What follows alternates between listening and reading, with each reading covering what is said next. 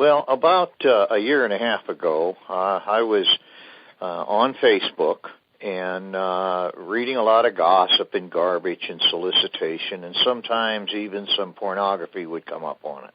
Mm-hmm. And I was ready to quit using it. And then all of a sudden, when a couple people saw that my name on it was Pastor Al, asked me to pray about something for him. And I did and communicated with him.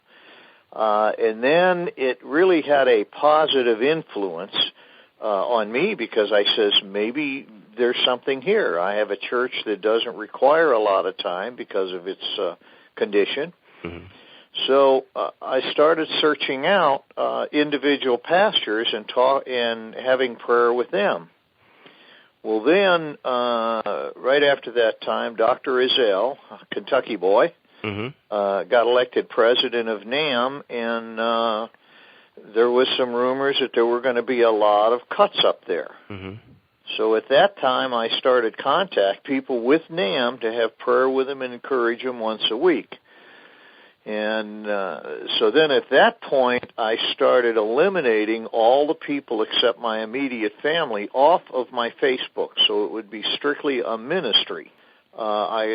There were about 50 from the Home Mission Board or North American Mission Board that agreed to be prayer partners, and we prayed. Many of them got positions and have moved on. So that was the beginning of it. I started soliciting some pastors, and other pastors would be given my name on Pastor Al on Facebook to contact me about having prayer.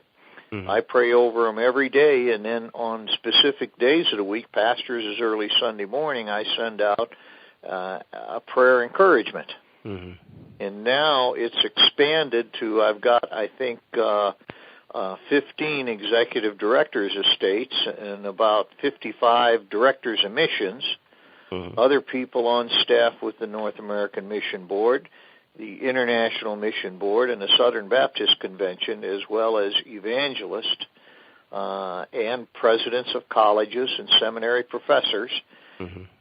The number, I think, is 626 this morning. Mm-hmm. One of the leaders in our convention sent me a Facebook message one day. He said, I have been in the ministry for almost 40 years now, and I've had people at conferences or in churches say, I'm going to pray for you. He said, but I've never had anything this consistent where once a week I heard that, in fact, this person was praying for a year. American Association of Christian Counselors, which is the largest Christian counseling organization in the world, I have been a board-certified professional pastoral counselor. Mm-hmm. And basically, I have stayed into the pastoral counseling versus secular simply because I've been able to retain the confidentiality of the counseling. Mm-hmm. So, and again, this came partially out of Facebook. I've been doing a lot of counseling with pastors on sensitive issues.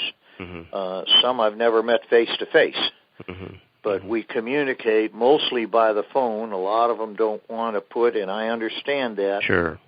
In print, yes. even if they feel it's a secure site. Yeah, yeah. Well, Logos actually has a prayer program incorporated into it. Uh-huh. And what I'm able to do in there is I put the name, first of all, being an organizer, mm-hmm. I have a code for each of the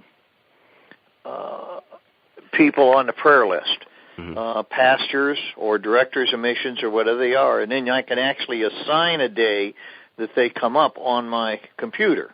Mm-hmm.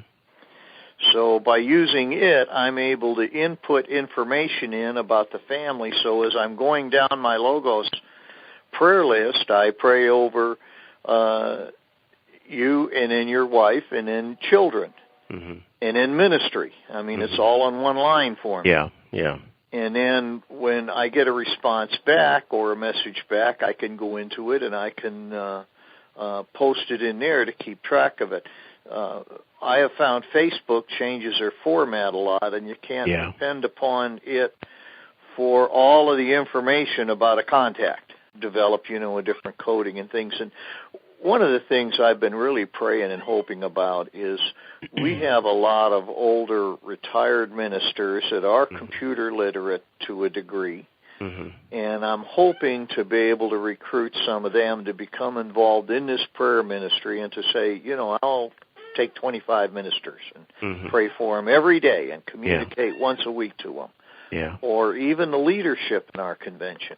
One of the things, and I never realized it before, and most of us don't because we're not tracking our prayers, is I am absolutely amazed at the number of miracles that have taken place because of the overall prayer, not mine particularly, but the overall prayer. I've had, for example, Pastor John Smith, who is on Pontiac, Michigan. Mm-hmm. His daughter was so critical they had almost given up hope on her, Lanika. Mm-hmm. And today I just got a message that it's an absolute miracle that she is now back to, normal health. The solution has come up, and I'm just amazed at the number of these that's happening with. If you're a pastor or you're in Christian work, and I've been very careful, I've had a lot of solicitation from people that thought they'd like to get into ministry, or people in some of the other countries that wanted to get in, and I've not allowed them to come on as a prayer partner. But if you're interested, it's just under Facebook, Pastor Al.